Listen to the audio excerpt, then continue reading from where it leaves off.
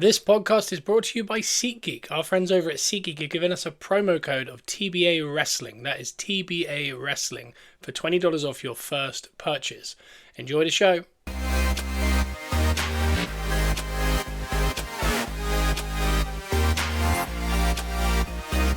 Welcome back to Gunners R Us podcast, where we are positively Arsenal, and that we are.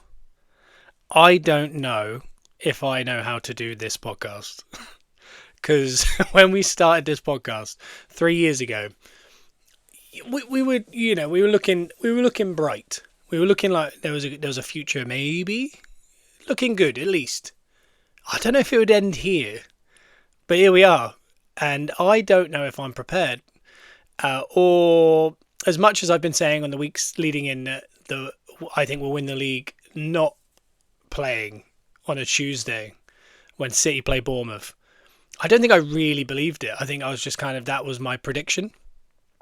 So I'm not prepared in the slightest, but I can say as of today, Arsenal are champions of the Premier League, and it is such a surreal. I don't think. You're going to get a lot of this today because I think I'm trying to process it, as you probably are as well, listening to it. I don't know how to feel. The timeline has been unbelievable as far as the content. Because when the match finished, I felt this kind of eerie, like, I don't want to be looking at City players. I want to see what our players are doing. And then at that point, we didn't even know if they were together watching it or whatever was going on. Little did we know what has happened in the last... it's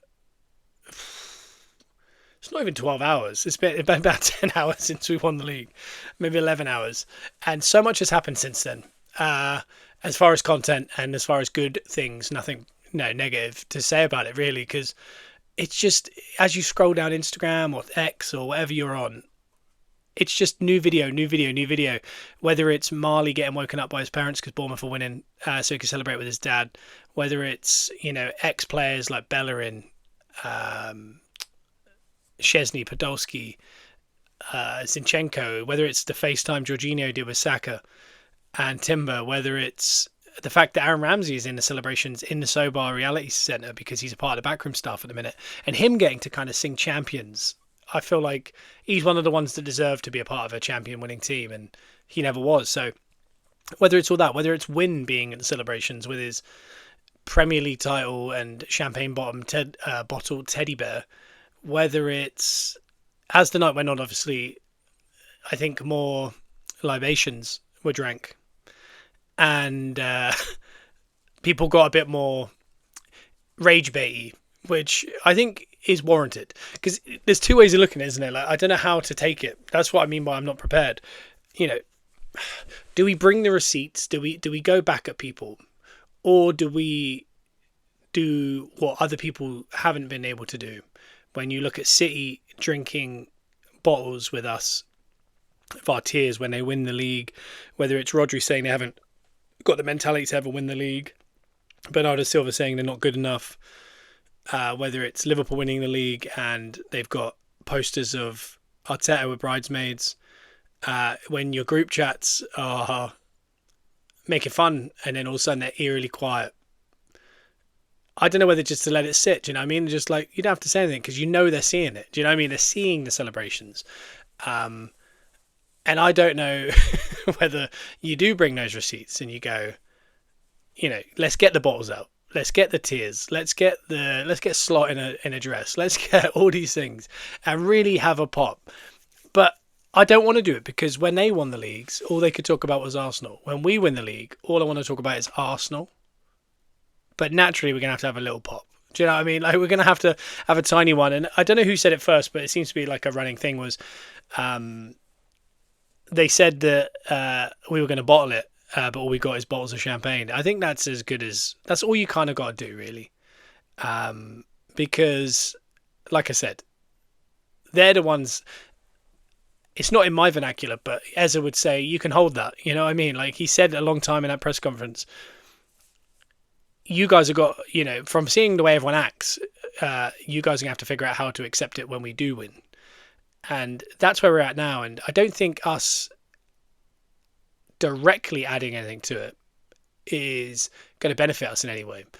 But what we can do is poke fun at some things, because I mean, they had that guy drinking the bottles in that crowd. They had that camera on him the whole time in case this happened. And I think Gabriel put up today, he took it personally, that guy. And I get it. It's banter, but it felt like it wasn't just banter. It felt like it went beyond banter, because Gabriel put up the picture of him he's doing that kind of weird open mouth thing when he realized they were going to lose the title. And mixture of that and him drinking the tears and being like an elder gentleman and wiping tears from his eyes, dancing around. It just felt so preemptive, didn't it? It felt so brave to do that. Or crazy. Brave or crazy. Because on the opposite end, you have Declan Rice saying, it's not done. And I mean, I don't think he could have... That's worked out in a PR sense so well for him. Him saying that, because he got ridiculed that week. Do you remember on the overlap they were saying they were seeing that as they were panicked and that was it. They were trying to convince themselves, and they were talking about all these things. And he said it's done now. Last night with his picture and that full circle thing, and exact same time he's saying that to Odegaard on that field against Man City in the league. 6 weeks ago? Or it was 4 weeks ago. I think it was April 19th. So exactly a month ago. It did feel like doom and gloom. The Bournemouth loss, that loss, the Carabao Cup final loss. It felt like there was no way back. And Haaland doing it, I've got a good feeling, and doing that eye thing of like, oh, it's happened again. I said it a while ago, but the edits on these things are going to be unreal if we do get it over the line. And the speed these edits are getting out is just unbelievable. But we've waited 22 years for this. It's like I said, it was such a weird feeling because we're sitting there looking at City players. You want to celebrate, and you're kind of like, well, I don't know. I'm just kind of looking. It doesn't feel like anything's really happened. You know what I mean? It's like I don't know how to explain it. If someone gave you a briefcase full of a million quid, and you opened it and there's all the cash, and you're like, oh my god. Whereas if someone came up to you and said, I've just wired £1 million to you, you'd be excited, but you're like, I haven't seen anything. Did you? Do you know what I mean? Like, it's one of them. That's how it felt. And then until we started to see the players, and then obviously, like I said, the social media has been absolutely unreal. I think we'll have to break down a lot of that. But it was, I wouldn't say an eerie feeling. It was just I felt numb. I think I was talking to Simon last night and Joe, and it was like a numbness of just like, I can't believe that's actually done. We've talked about it for so long that we want to get it done. And I described it to Joe as when, to quickly go to the match, Krupi scores early. I was podcasting on the Peppercorn Boys with Bruno, who comes on here and does the Man United episode sometimes. And I said to myself, I thought it was kicking off at 8, firstly. We finished podcasting at about 8:15. And I thought, I'll just check the score. But I thought it's like 15 minutes in. But if Man City are winning, at least I know I'm just going to avoid it. And it says 1-0. And it says half-time. And I was like, half-time? I was like, oh.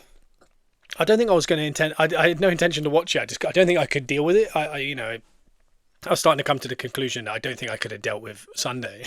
Because an ulcer is brewing, I swear. As it is for all Arsenal fans. But the ulcer is freed now. We don't feel the pain. But I was looking at it and I was going, half-time, 1-0 Krupi. And I was like...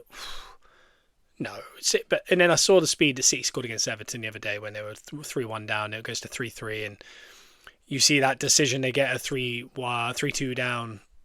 Should have made it 4-2. Would have meant we could have at least lifted the trophy at home, but they didn't, and they got that goal. And you thought, at any given time, if they score any time before 92 minutes, I don't put out the realm that they don't win it. And then the narrative today and last night would have been, this is ominous. That's what champions do. And I was starting to get nervous about this Palace game, as I mentioned on the podcast on Monday. So I thought, I'm going to settle in. I'm going to watch it. And I mean, the nerves I felt so sick.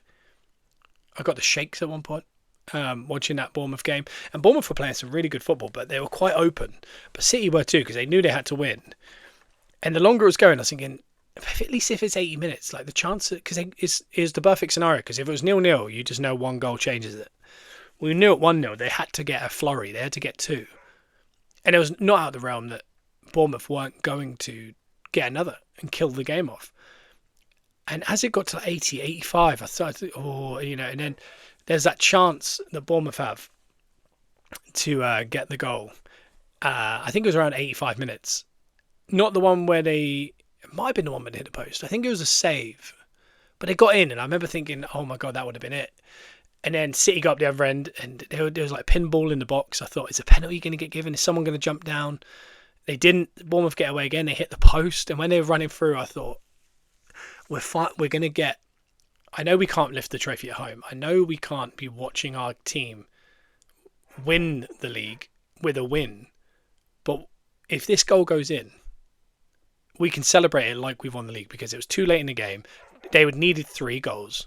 And it felt like it would have been like a full stop, like a moment. We could have celebrated like a final whistle of an Arsenal game, or a goal to win it late on or something. And he hit the post, and I thought, do you know this is brewing for something? I think City might have hit the post after that. And then the ricochet ball. Haaland scores an unbelievable goal, by the way. But it's like 94 minutes, and you can see in Haaland's face, it wasn't... Some of the City players were picking the ball up, running back to the penalty spot, doing the wave, like, is it on? The fans look like, oh, God. Because we know with City that at that point, they were going to have to add a bit of time. We knew we had about 2 minutes. And that's a chance, probably. And you just got that feeling of like, oh, my God, if they do this, we're on the brink. And the analogy that I was giving Joe the other day was, and it actually came to light kind of, was in that moment, you know, when you watch like Wimbledon and it's a 5-set game or whatever, and one of the guys has like 2 sets up and it's advantage on a set point, game point, match point, whatever it is. And it's back and forth, back and forth, back and forth. And you're on the brink of winning a championship. And all of a sudden the other guy breaks it, wins that one, then wins it. And then it goes to 2-1 on the set. And then they go 2-2. And then they go 3-2 and they win it. And you think, God, how was it 3 hours ago? I was on the brink of a championship. And then 3 hours later, I've now lost. And that's what this felt like, because you couldn't get too excited, because you're like, if they score, we need to we need to reset. We need to go to the weekend, and we need to go, all right, it's still in our hands. We just got to win. But you could almost feel it. It was getting so close to you. Like, this could be so detrimental, and there could be such a mental swing of momentum here. They don't really actually fashion another chance, and Bournemouth get away. And then, I don't know if you remember, but as they break, they make such the wrong pass. And it's so funny, because you know that moment that happens in all the reaction videos of the Arsenal players, because they all kind of go, what was that? Like, what are we doing? And I had the same reaction. And eventually it ends up at the keeper. He goes long, and then he blows up. And I wasn't with a load of people. It was a small group. It was 2 of us. And you just go, I can't believe this has happened. But again, you're not getting instant reaction from the Arsenal players. And you're just seeing dejected City players. So your initial reaction is to laugh almost at them, because of everything they've put us through for the last 4 years, as far as pipping us for titles. Not just pipping us, being disrespectful about it. They show Haaland, and he did the eyes a month ago, and now he's looking dejected. And they show Rodri, who said we don't have the mental capacity to ever win the league because we're just naturally not winners. And they show him looking dejected. And then it goes to Cherki. And this is the guy that was doing keepy-ups in a Carabao Cup final. He's doing bottle flips against Arsenal. He took selfie videos with all the dejected Arsenal players, watching them lift the Carabao Cup, which not all teams do. You don't have to do that. We did it out of respect. And he took selfies with them, looking all dejected. And I can happily say right now, he can have that Carabao Cup, because we can have the Premier League. And that's the thing with someone like that. And there was a couple of times in that match where I remember a couple of weeks ago when he was doing the keep-ups and that, they weren't kind of lambasting him in the punditry. They were saying, yeah, but that's why they'll win the league, is they're comfortable, they're relaxed. And then watching that Bournemouth game when they needed a goal and he was trying things and they were getting cut out and Bournemouth were re-attacking. And I thought, no, that's why they won't win the league, because you can't have a player like that. Yeah, you can. We have Eza. He wouldn't do that, but I mean, you have players that will take risks, but it doesn't look good when it doesn't go your way, if that makes sense. And they were just showing these players back to back, Bernardo Silva And I was thinking the things he said, he literally weeks ago said, they're not, even if they win the league, they're not the best team. We are. It's like, what? Like, you can keep that to just, you can have all these comments, whatever. That's yours. We'll have the title. And that's what's happened. And people talk about, are we going to be unbearable? Yes. We have to be. I'm not going to be unbearable in the sense that it's like, we've won. Now I'm going to bring up all the things that could have made it even better, for example. But what we can do is talk about what it means for the future, what it means to the fans and right now. And also, I do kind of want to break down a lot of the stuff we've seen in the last 10 hours, because once that first bit of content came out, I thought, oh, okay, they were filming something. Because, in the past, everyone went to Vardy's house. We had that video. Remember City in that hotel room? Like a ballroom. And they all react to it. I think in COVID, did Liverpool win it? Not playing? And they were and they had people, I think they had people at the hotel interviewing them, but they were like having a party. So they've done it before. But we didn't know what they were doing. So once that content started, it just kept going. I thought, oh, okay, at least we got that. And I thought that would be all we had, was maybe, they filmed them watching the match and afterwards. But that was it. Boy, did I not know what was coming.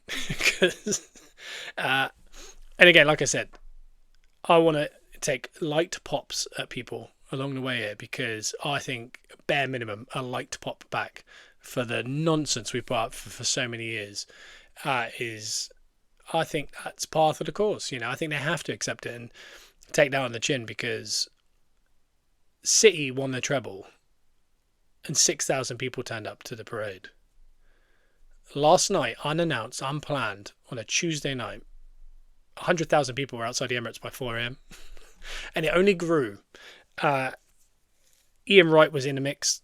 Then the Arsenal players turned up at 5 a.m. They've been up all night.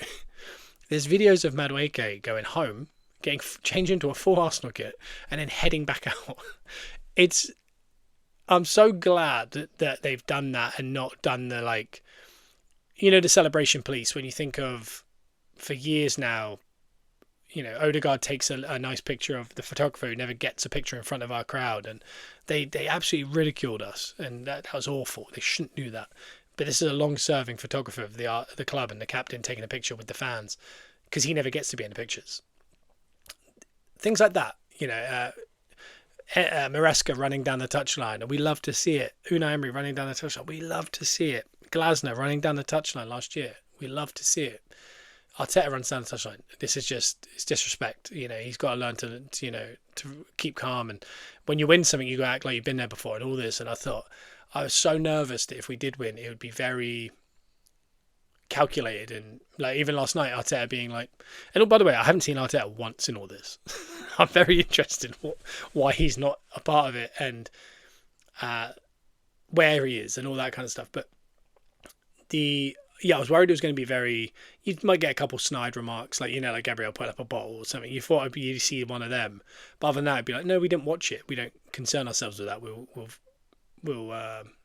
celebrate with our fans at the parade and or at Palace. And I thought about that and I was just like, oh man, can you imagine if they almost been so beaten down by the fact they're not allowed to celebrate, they're not going to. And my God, I was wrong.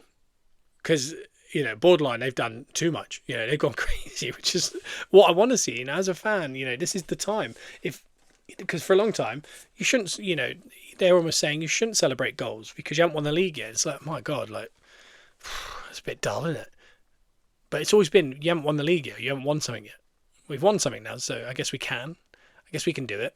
And it is interesting because there's so many people that are kind of rage baiters that we've kind of dealt with for so long, who are already like, congratulations, they were the best team. And you're like, God, it's such a, when you watch boxing and they hate each other, and then after the match, they're like, no, we liked each other the whole time, we just had to sell a fight.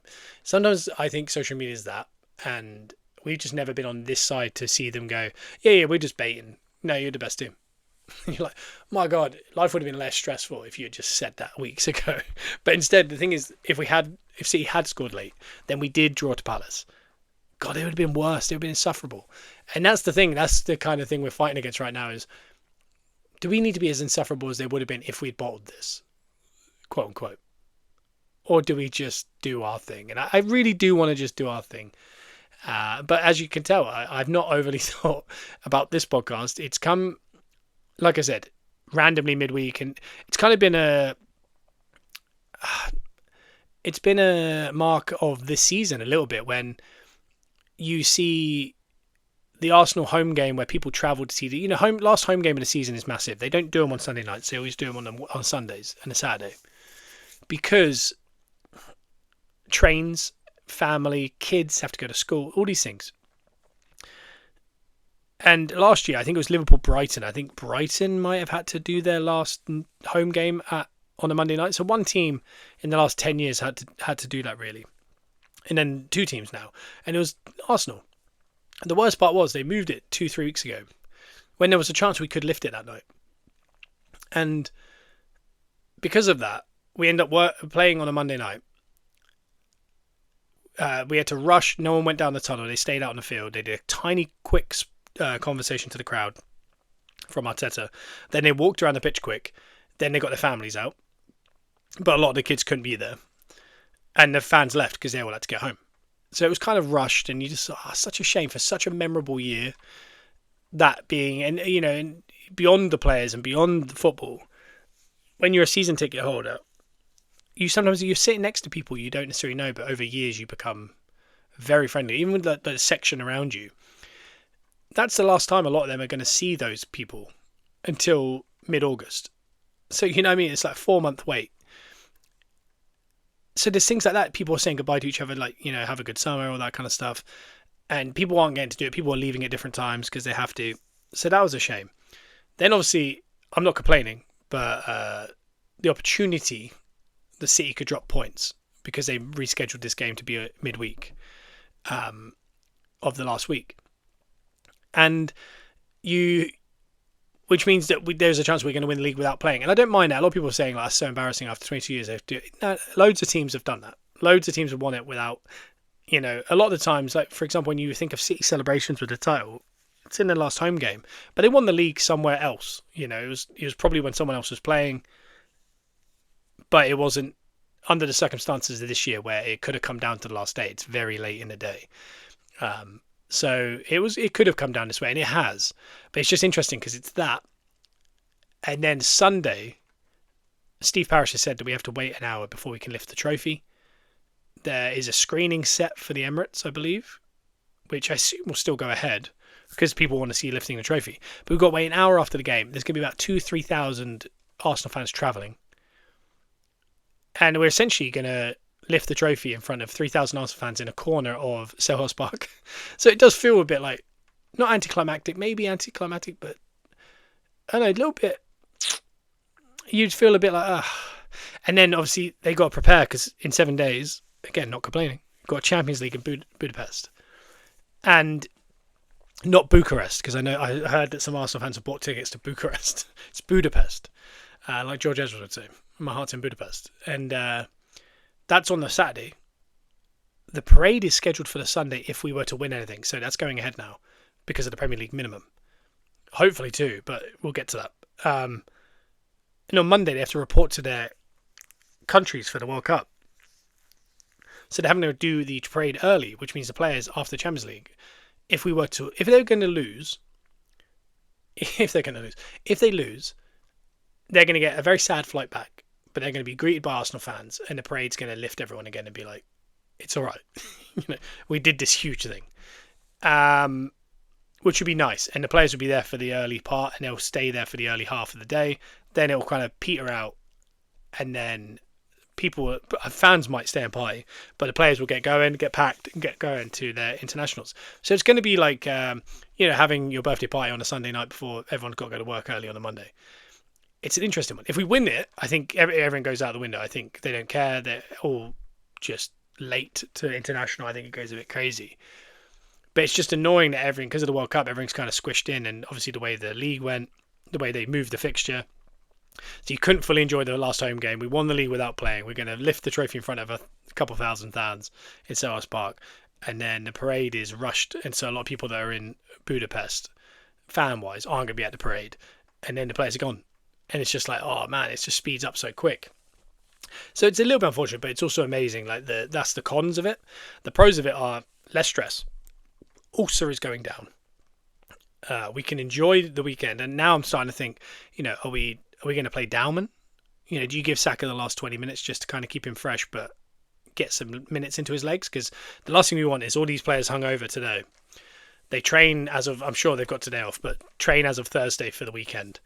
They play that game, and then a lot of our main players haven't played since that Burnley game on the Monday, and it'll be a 12-day rest, which it sounds great in theory, but sometimes that's not great. I know PSG have had things moved around so that they're going to have a long break, so now we can have a long break, which is it's good in the sense, but there's certain players, but maybe, is there a way that Timber plays minutes just to get some into his legs?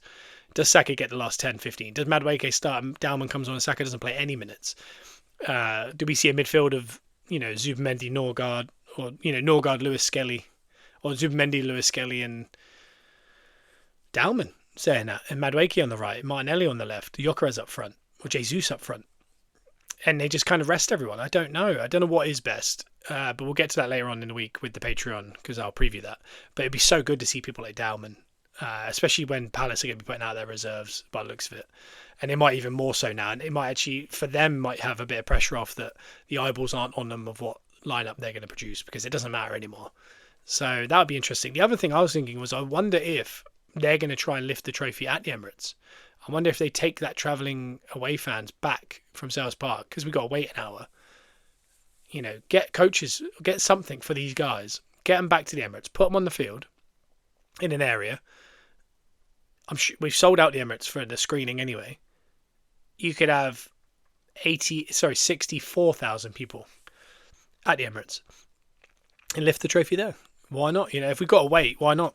Because everyone would be happy to wait. Do you know what I mean? It's not going to be a situation where people are like, ugh, because we're all going to be sitting there watching the TV, and Sky are going to have to ramble for an hour to get through the Palace celebration, because they're not going to show that just to see the Arsenal players walk back out and lift the trophy.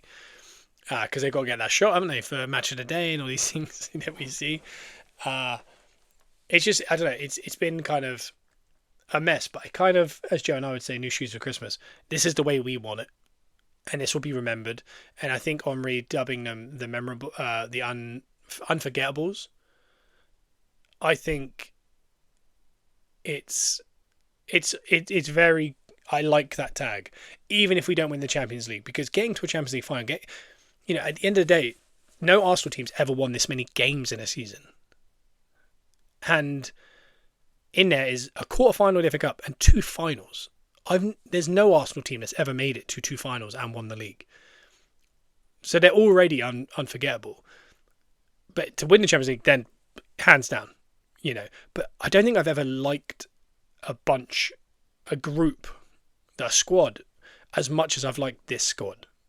I know 2009 was great, Sharvin and Fabregas and Nasri and all that, but, and again, maybe time changes it. Again, they didn't win anything, but they played unbelievable football and we really loved it. We loved the Invincibles over time. Again, certain ones you go, oh, I don't know how they've, in punditry, I don't know how they've turned out. I think of 89 and those teams, and you think of Bold and Adams, and again, people at Adams sometimes say certain things and you think, oh, Merson, he's a Chelsea fan. There's all these things. And then, again, this crew, over time, stuff like that might happen. Maybe, really annoying, horrible things happen, like, after he retires and becomes a pundit, Declan Rice is like, yeah, I was always a Chelsea fan. I played for West Ham, and and he does Gillette, and he's like, cheers Chelsea mainly because he's a Chelsea fan. And, things like that could happen. I touch wood, I don't want any of that to happen. I'm just saying. So it can alter it in time. So in the moment, it sometimes, I'm sure 89, I'm sure 98, I'm sure 04, 02, I'm sure it all feels so special. But there is something about that group, and like I said, there is certain things they're doing, like the most wins and 2 finals and a Premier League against a team who are completely, when you do the cheat code on Sims and there's irrelevant money, that's who you're up against. Klopp finished above City in his 9 years once. This is Arteta's second time above City. He's won the league. He's won the same amount as Klopp. It's not an easy feat. This is very impressive what he's doing, and it's just one of those things where you got to go, wow, this group is unbelievable, and I'm hoping a lot of it stays together. Josh Kroenke saying we're not going to stand still. We're going to, branch out. We're going to this is the start of a dynasty is important because when Bournemouth, when Alex Scott scores that goal at the Emirates again a month ago, I think we all feared the worst. And again, Bournemouth had a big say in the whole title race, but we feared the worst. And I think we started to think, oh, man, if we don't win anything, I think it's the end of that group. You know, some of the players will leave, Arteta will leave. I think we all kind of accepted that was it. And it was such a knife edge. Talking about that Wimbledon analogy, it was such a knife edge moment because now it's like, give Arteta that deal. Those players want to stay with him. Let's add to this team. Let's tell them it's the next 3 years is a dynasty. Let's go win back-to-back Premier Leagues. Go win another one somewhere in the next 3 years. Win a Champions League. Win 2 Champions Leagues. Do you know what I mean? Just win trophies. Do big things. Make big signings. And we were on the verge of thinking, oh yeah, it was a 6-year run with Arteta. It was unbelievable. It was very consistent. It was better than we've ever been. It got energy back into the stadium and into the fan base. We played decent football times. We had weird football times. But either way, we made stuff work. And we won a lot of games. And we did extremely well. We just couldn't quite topple 115 reasons why a team at the top of the league. That was it. But instead, we've extended it where it's almost like, no, that was just the prep for this thing we're about to do.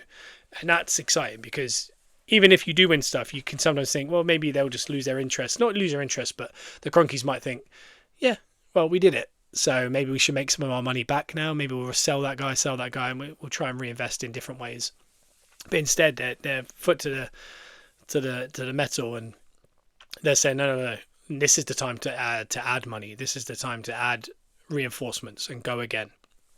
And that's exciting. And again, it could also be a PR thing. I do not know. It could be big American businessman speak for, yeah, we're gonna take the foot off, but I mean, we'll tell you we're not. But who knows? But either way, what they can't take away is we've won the league now. And when you look ahead to next year and you think Arne Slot sacked by October maybe, Alonso getting used to a Chelsea team. Is it Carrick at Man United? I think it's Carrick confirmed, right? But I think they're going to be good. They're going to have more games to worry about, and they're going to have to get their signings right. I could see Harry Wilson going there. I could see some things like that. Could City start next year without Pep because they've made a real mess of that situation with Enzo Maresca with a point deduction. Are they in the league? There's all these things going on that you think, why not? It's there for the taking. You know, there's an opportunity for Arsenal to, you know, this is the perfect time to strike while the iron was hot. Again, without the injuries and red cards at the start of last year, I think last year could have been a start of it. But I don't think you would have got what we got this year. That kind of absolute steal, that kind of, not the best football, but my God, do we win? 1-0 to the Arsenal. It is weird because it was almost like at times they played like Arsene Wenger's Arsenal. There's times, the free-flowing Arsenal. There was times where they played like the Invincibles. There was times where they played like George Graham in 89. You know, in 89, he was saying when we had that fine and ban against Man United for not controlling our players, it's in our DNA that people do not like us. Use it as fuel. That's kind of come back around because obviously the last 4 or 5 years where the banter is intensified. And 1-0 to the Arsenal was from that era and in the early 90s. And then free-flowing football of Arsene Wenger. Then the Invincibles, who were kind of a mix of the two, of kind of steel and dark artsy, but they were also really good football. And then it's all kind of mashed together 22 years later to create this team that is managed by a former captain. Ironically, an assistant of Pep.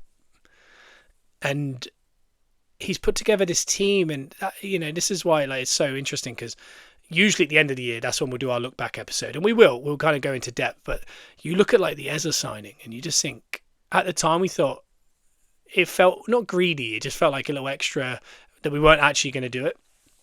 We just did it because the story was interesting or good, and obviously he's very good.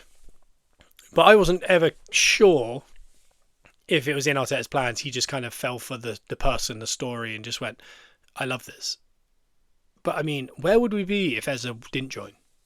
With the injuries we had, the goals he scored, the energy he brings as well, because I think there's like a calmness he's brought. because when him and Saka and Timber and these guys talk sometimes, they always make you kind of they've kind of had this energy of it'll all work out, obviously, but it's all going to be fine. You'll be fine. Like we will win it. They've been so confident with it. It's made me believe that we could do it. We're going to do it. And even though I've formed an ulcer, it just felt that there was something. And again, in hindsight, it helps. Like I was saying, Declan Rice saying it's not done. If we don't win it, does it get forgotten? Does it get used against us? I don't know. But when it goes your way, boy, does it look confident and correct. And almost like there's legendary stuff to it, because I don't want to use the word performative, but there's an element to this team. They know what they're doing. You know, when we're winning the last few games, Saka wasn't coming out in interviews and saying we're going to win the league and being overly intense like Haaland with the eyes and Rodri and Bernardo Silva saying what they say. He was just putting funny memes up. But you knew the content of it was, haha, you're not going to catch us, that kind of feeling. But it wasn't pointed enough that you can kind of use it against him, but it was pointed enough that it's annoying for other people. But it showed a confidence of like, I think him and David Raya kept doing the like tapping the watch in the last couple of games when we'd win, as if to say it's just a matter of time. And it's such a confident thing to do. And then when you back it up, it just makes it that much better, I'd say. And that's a big part of the way this team has been. Like, you know, when you think it's been such a long season, and I think Arsenal put up such an unbelievable post on Instagram. The one that starts with Ian Wright looking, I think it's from the Eze video, but for his glasses lens. And then it goes to Wenger doing his quote with the bottle of wine, and it starts with Win running away from the thing. And you start to realise that all these things that were implemented that people laughed at make it so much better.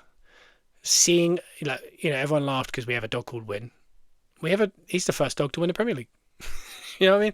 Like, that's so cool. And you think, and in that video, as you go through it, and I'm just going to watch it on mute and just kind of read through some of the bits that you kind of forget happened in one season, because once you watch it, you just realise not just how long a season it's been, how important a season it's been, but also how much happens and how, like I said, the unforgettables. It's such a memorable season. And where is it? Let's see if we can find it. I think it'll be in their reels. It's on all their socials. I say this. It's easy to find, but I'm yet to find it. Here it is. Yeah, it starts with Ian Wright looking and Wenger doing the wine. Just do a little. When others stop, this is your time.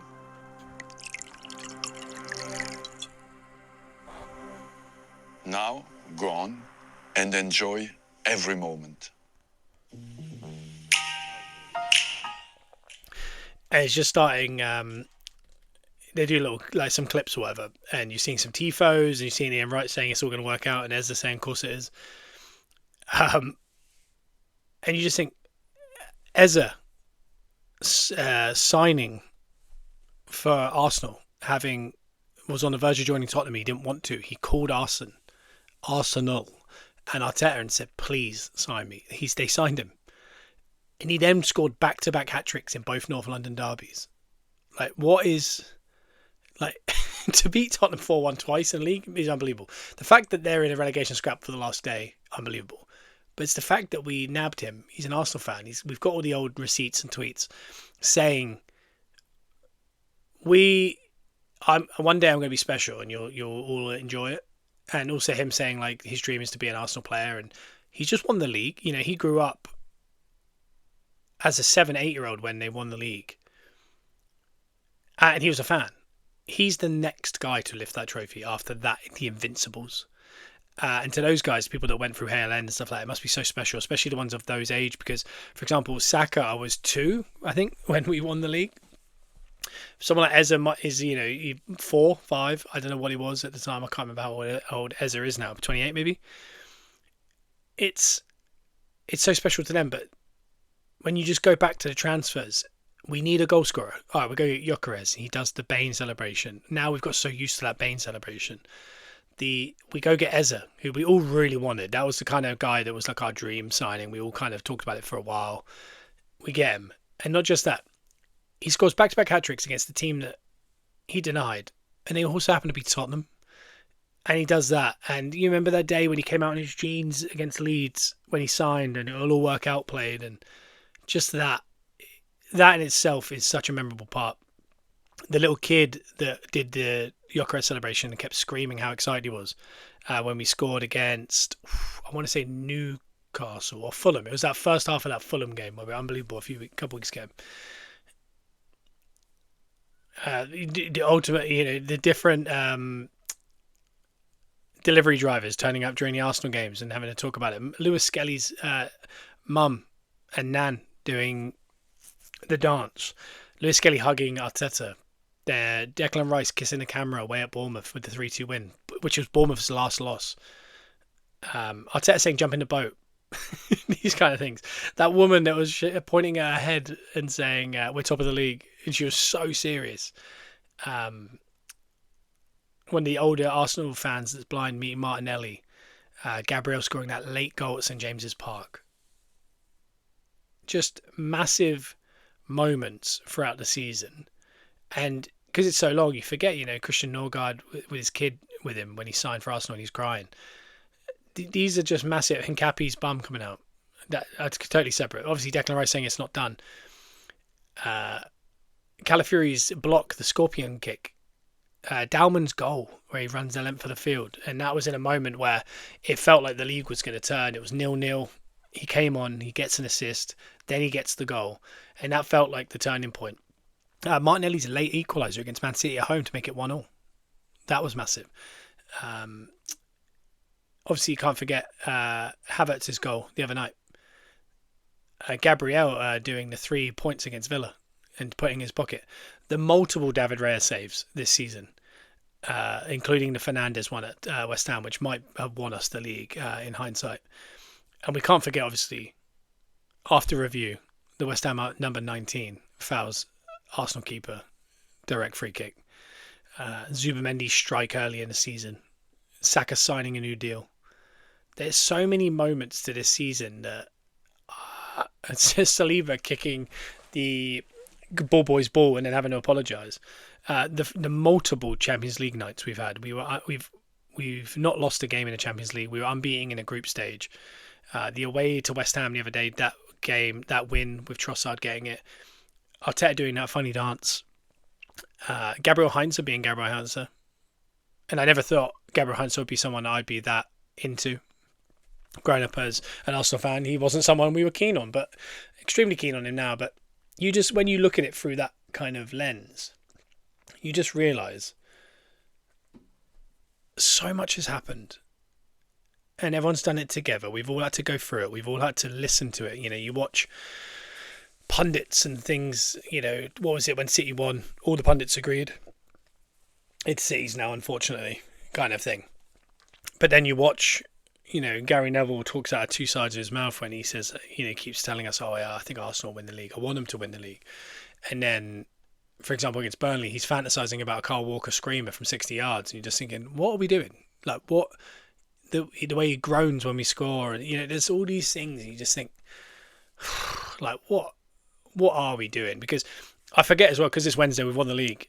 We haven't even spoken about Monday. And, in a very quick synopsis, I thought we were decent. I think if you rewatch the game without the nerves the next day, absolutely fine. Watching it live, horrific. Because we just didn't get that second goal. I have no clue how they didn't get a red card and a last man and a penalty on Saka. I will never understand that. No one's spoken about it because all they're talking about is Havertz in the second half when he should have got a red card. Do I think it was... People are saying like it was malicious. I don't think it was malicious. I think he was trying to win the ball. It's just mega high. But he has to go. But again, the narrative around it doesn't fit the narrative to talk about the fact that after 30 minutes, there was a clear red and a penalty. And that game would have been a lot more comfortable and I also wouldn't have grown even as much as it did in that second half. But Havertz gets the winner. Havertz could have cost us the game. I think even with 10 men, I don't think much would have happened because they created 0.0 XG. They had no shots on target. It wasn't a very high risk game, and until we scored 4, goal difference didn't come to end anyway. And it almost feels like they knew it was all going to work out in the sense that City were going to drop points the next day. So that's a quick synopsis of that game. But yeah, here we are. And like I said, there's been no real structure to this episode. I don't really know how to process it. I'm just, as things come into my head, I'm just saying it. And maybe that will help, because some of these things I'm bringing up from the season you might have forgotten about. And it's like a reminiscing time. And like I said, in a couple of weeks, when the season's truly ended, we'll get on here and do with Joe and hopefully Simon as well, do a proper review of player of the season, moment of the season, worst moment of feeling of the season, signing of the year. We'll do all of that. But this is kind of just off the top of my head, and we'll finish this episode realistically, because it's such a weird feeling, because there's not much to preview, because the match means nothing now. It's all about celebrations. We're previewing the celebrations. That's what we're doing. And as I was saying earlier, I don't want to use the word performative, but our players definitely know what they're doing as far as socials. Me and Joe and I were talking about this a couple of weeks ago, where if we win it, you know all our players are bringing the receipts, and you know they're getting, you know, when you think of Jordan holding the title with the hat on and the cigar, I was like, you know that some of the players are like, I'm doing that picture, and you know, because they're a bit like that, you know, they like a picture, and already we've seen it. Obviously, not that, but because they haven't got their hands on the actual trophy. But you know, on Sunday, this is all going again. What we just experienced, that's what's really nice about not winning it during a match is, yeah, it'll be elation and one amazing night. We're going to get 2. With the parade, 3. With the Champions League, potentially 4. So in that sense, it's nice, because we're getting multiples. We're getting multiple Christmases. And you know, it also gives them a week to go, do you know, when I've got my hands on the trophy, the picture I want to take is this. Are we going to see Gyökeres walking down the tunnel with it over his shoulder like he did at Sporting? And, you know, is Saka going to get an iconic picture? You know, as a guy in sports cards, what pictures are going to come out of this for Topps now? That's the ones I want to see. They're the ones I need. I don't know if they've already released them from us at the Sobar. I don't know. But it gives them a week to prep what they're going to do, which will make it even funnier and funner. And we have also heard from them, you know, as much as we've seen them, we haven't really heard from them. So realistically, I'll be previewing what we're going to get celebration-wise. We will obviously talk about the game. It's still important. I'd really love to hit 85 points, just because in the history, I don't want people to be like, oh, they won the league with 82 points. It must have been a low season, albeit people have won it with less. It's just, I would love to see some of our players really step up, and like Dalman and people like that, and give a lot of our other players a rest, but also give a lot of our other players some minutes into their legs before the Champions League final, because I don't want them rusty. But yeah, like I said, we'll get to that at the end of the week. Next week's will be all about the Champions League. Monday will be all about lifting the trophy. Patreon this week will be talking about what we expect to see. But to finish this episode, I think I just got to go down and talk about all the great videos we've seen, because I touched on a couple of them as far as Win and Aaron Ramsey being there. Hand of Arsenal. Out of interest, who thinks who's who? Because Hand of Arsenal on Twitter and Instagram all summer got it spot on. Knew who we were signing, why we were signing them. They only spoke when they knew, but they knew it before anyone else. They know things like the lineup way before the lineup should be announced. We believe it's someone in the club. For a long time, people thought it was Berta because he was getting all the transfers right. But as time's moved on, a lot of people think it was Frimpong, the social media guy. And now a lot of people think it's Per Mertesacker, because Hand of Arsenal's kind of alluding they're leaving at the end of the season. But last night, before anyone knew that they had cameras at the Sobar, they said, there's tears at the Sobar, everyone's going crazy. And everyone was like, oh, they're all together. Because we didn't even know. We didn't know if someone's at people's houses, were they split up, whatever it was. Then midway through it, he goes, they're all in the pool, Angels playing, there's tears again.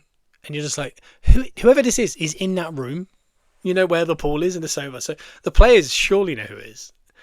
And it's things like that, and you just go, what is happening? And I think Arteta said at the start of the season that this would have been a good year to film. And I don't know if Arsenal have quietly filmed a doc. obviously they had the cameras there last night, and slowly today we're starting to see footage now of them watching the game earlier in it. There's now newer footage coming out of them later in the night at like a venue, because that's the thing, is like this is all unplanned, because you just don't, most people agreed that City would probably just win that 3-1.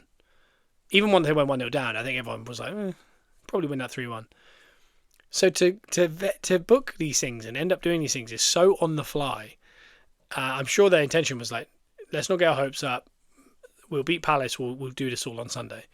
But it's happened early, and it's just such an interesting one. And obviously, 100,000 people outside the Emirates, people just migrating there. North London just shutting down generally. People in their dressing gowns walking around, cars beeping, people climbing telephone poles, and just random people you don't realise Arsenal fans just there on your socials. And then all of a sudden at 5 a.m. this morning, daylight, up all night, Declan Rice, Timber, Eze, Madueke was there. They've just done it so well. And like, I think Gabrielle's wife put up the video of him coming home. He was home much earlier, about 1 a.m, 12 o'clock, than those other guys I just mentioned, who at 5 a.m. were getting in cars and being driven to the Emirates. So I'm sure they're struggling today, but I don't know what the intention would have been. I don't know if Arteta said, I'll see you Thursday, just don't get in trouble, essentially. Because as it stands, it all seems to have gone very well and there's no trouble. But who knows? You just got to be careful. Saliba's been an interesting one as well, because he put up a couple meme videos of, I think it was Morgan Freeman sleeping, and how he sleeps when he's won the league. He was doing that. He had the DJ Khaled saying you need to get on now or not get on at all. And I mean, there's just so much stuff. And so, like, every time for example, I've just what's it called? I just refreshed my Instagram. That's the word I was looking for. Frimpong, 48 minutes ago, he's fast asleep in the back of a car, actively struggling. Laura Kirk has she's having champagne and an Arsenal bottle at 10 a.m. It's just it's so, I don't know. It's such a surreal feeling. The photo of Rice, Timber, Eze, and Saka, go source it out on Instagram. I think who's is on Eze's one, and his one was them four together. Then it's him and Rice. Then the last one is just an Arsenal bottle. So those Arsenal bottles, like I saw one of Odegaard drinking one. They're doing some good stuff, but my God, yeah. Literally every time I scroll, there's a new bit of content. It's unbelievable. And what I would say is, I won't keep you too much longer, because, like I said, there's no real structure to this. I've just kind of come on here to ramble and talk about it and just how exciting it is. And I think as well, we're in this weird spot where it's unbelievable, but we still haven't seen him lift it. And like I said, I think it's going to be we're going to have a second wind, a second feeling, this feeling when we actually see the players holding the trophy. And I know they had the little wooden one, because if you remember, Arteta made those cutouts and they had to fill them all, which everyone laughed at. And I think I've seen a video of Saka saying, you all laughed at us, so now I'm filling that one. And it's just things like that. I don't know. There's so much content. And again, as the week goes on, and over on the Patreon, anything I missed, I'll be raving more. And maybe when I've collected my thoughts, because like I said, we won the league as of this recording 12 hours ago. Yeah, it's 10 o'clock now. About 12 hours ago.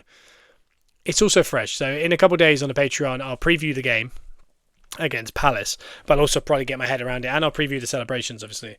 Next Monday, I'll be back here on iTunes and Spotify free, or on Patreon ad-free, to talk about lifting that trophy. What happened in the Palace game? What happened to City? Did Tottenham get relegated? I mean, when you look at that, Tottenham are 2 points clear, but their goal difference is superior. They lost to Chelsea 2-1 last night. West Ham are home to Leeds, but Leeds have got some injuries and definitely on the beach now. Everton I think they've got an outside chance at hitting Europa or Conference. I think Conference are away at Tottenham, who have an awful record at home. If Tottenham lose that 1-0, 2-1, and West Ham happen to win, Tottenham are down. All Tottenham need is a point. That's the downside, and West Ham have to win. So it's 100%, 80% in the favour of Tottenham.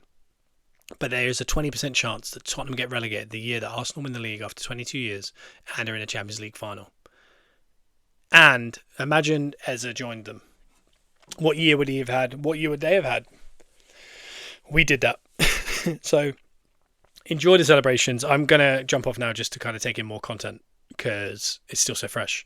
So I don't want to keep you while I'm rambling. I think I've done everything as far as Patreon and all that. I wish this was so much more structured. Maybe it'll be more structured next Monday once we've lifted the trophy and I'll kind of write something or monologue it. But hey, I'm just, as you all are listening, just excited that we are the Premier League champions, 25-26, after 22 years, with an unbelievable squad, good English core, World Cup around the corner, Champions League. We can enjoy the Champions League now because, like I said, worst case scenario, we lose 4-0. All right, come back, do a parade, we won the league. Or we win it. And then it's just all hell will break loose again. I can't even imagine what that would happen. But the pressure is off in a sense. And they can actually go there and just go, let's put our best foot forward. Let's try and win the game. And who knows? Who knows? Can we score very many goals? Absolutely not. We keep winning 1-0. I don't know what's going on. But we are a very awkward team to beat. So who knows what's going to happen. But again, we'll be previewing all that next week. So worry about that then. But for now, go scroll, go watch, go enjoy it, and stay safe. We'll see you next week. Bye-bye.